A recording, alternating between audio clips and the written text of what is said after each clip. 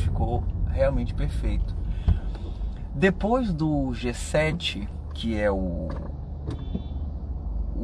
modelo de Civic que eu mais tive, que foi aquele 2005, que eu tive 3, um verde, um azul e um preto, eu posso dizer que esse G9 aqui é o meu preferido. Eu não gosto do G8, aquele New Civic, porque ele tem uma proposta meio assim, nave espacial, e ele pouco lembra um sedã mais sóbrio. E eu gosto de sedãs com essa aparência bem sóbria mesmo.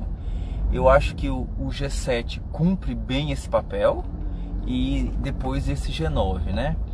Eu percebo que do G7 para esse modelo aqui tiveram muitos melhoramentos, sobretudo na caixa de direção, porque o G7 tem um problema crônico na caixa de direção, que é uma direção seca, que baixa o tempo todo.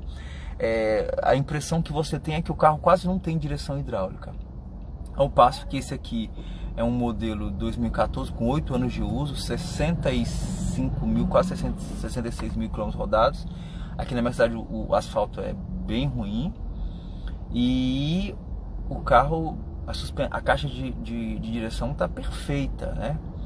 Um outro melhoramento também foi na suspensão dianteira, que acho que essa resistiu quase 8 anos, né? Eu tive o meu preto com 3 anos de uso, eu já tive que trocar a coxinha e estava com menos de 60 agora também na caixa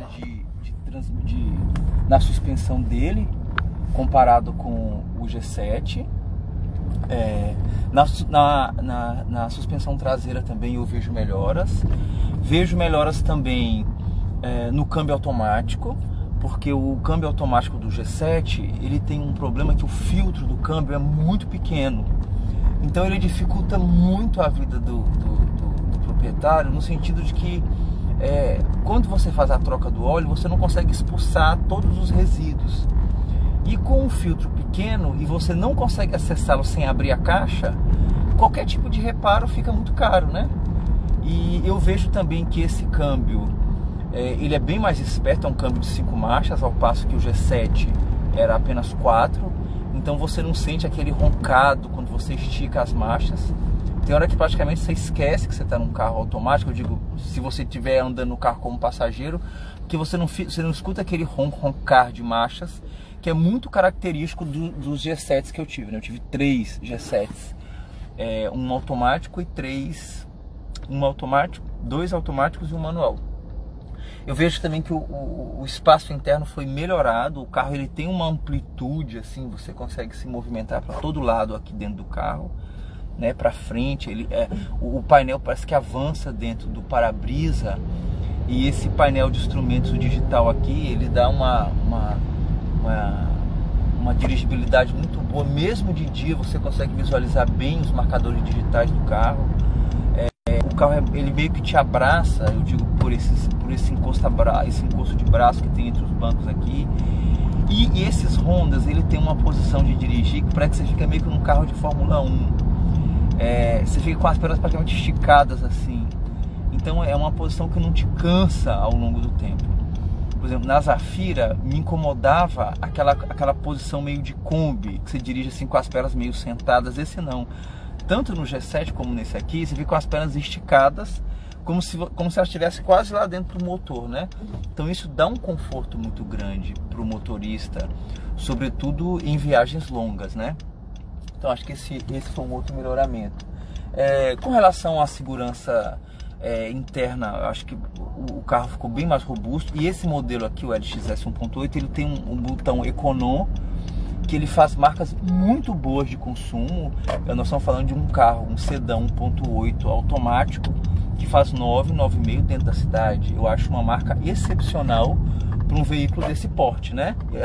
Ademais equipado com um câmbio automático. Eu tenho feito 9, entre 8,5 e 9 com o Jetta, mas é um carro manual, né? Naturalmente os carros automáticos tendem a ter um consumo melhor. Outra coisa também que eu acho que teve de melhoramento do G7 para esse é com relação ao nível de ruído, porque eu achava aquele motor 1.7 meio barulhento, ainda mais em altas rotações assim. Ele fazia um barulho até um pouco incômodo. E eu acho esse aqui bem mais silencioso. É como se o G7 tivesse um nível de ruído 6, e esse aqui daria nota 9 em ruído para ele, assim, de um carro silencioso, né? Então eu acho que isso também foi muito bom. E eu olhando os dois carros em paralelo, a impressão que eu tenho é que é como se o G8 não tivesse existido, o New Civic, porque eu acho eles mais parecidos. Eu acho que o carro retomou um pouco da sobriedade perdida por ocasião do New Civic, né? Acho que o ar-condicionado digital também foi um outro grande feito dessa geração aqui. O melhoramento mecânico, esse motor 1.8 é bem mais elástico, bem mais econômico. Acho que ele tem mais peças em alumínio, né? Então torna uma condução muito mais agradável, né?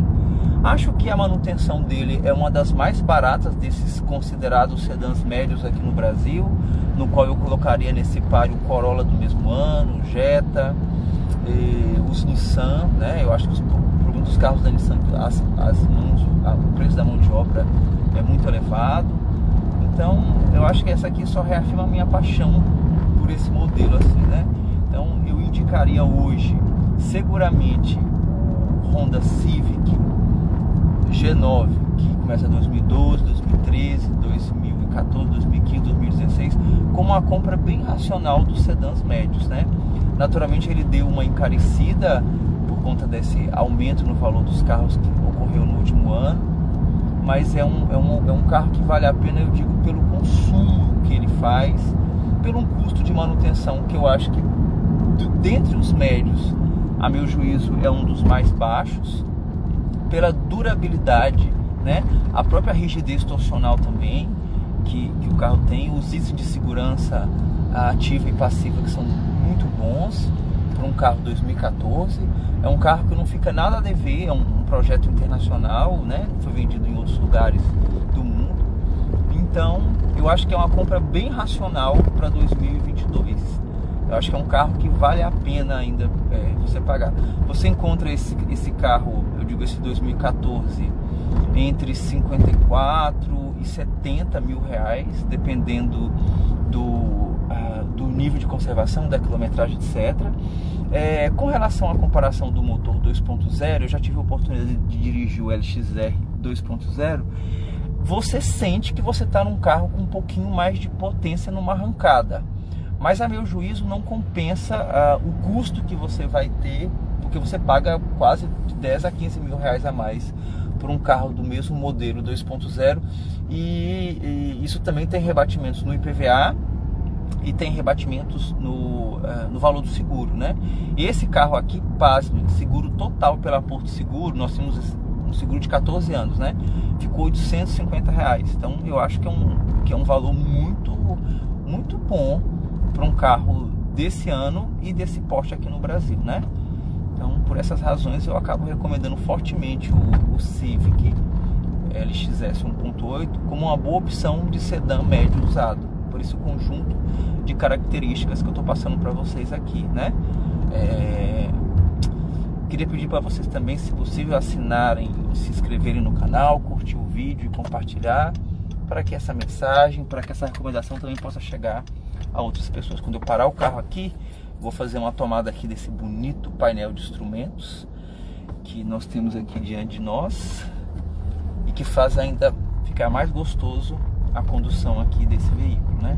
Eu estou encantado porque quando eu gravo no outro carro, eu coloco o celular aqui em cor de cabeça, e nesse carro aqui eu consegui colocar no painel de instrumentos. Então eu estou dirigindo e a impressão que vocês têm é que eu estou conversando com vocês. Então eu fiquei encantado com essa possibilidade aqui de fazer essa gravação desse carro nesse formato. Quero pedir desculpa pelas vezes que o celular caiu, mas é que eu ainda estou aprendendo. Vou mostrar para vocês aqui o painel de instrumentos que eu visualizo aqui, olha só.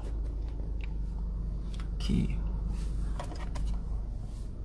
Mesmo de dia, esse aqui é o botão Econom. Quando ele está acionado, a quilometragem do carro é 67.169. Quando eu aciono esse botão Econom, o motor sempre trabalha em conjunto com o câmbio para garantir uma melhor economia de combustível em todas as rotações possíveis. Vou fazer uma externa aqui do carro para vocês poderem observar, olha só. Ele está calçado com pneus 205, 55 aro 16. Tá aqui de suspensão nova. Tá tudo perfeito aqui, tá bom? Muito obrigado. Conto com a inscrição de vocês. Até mais.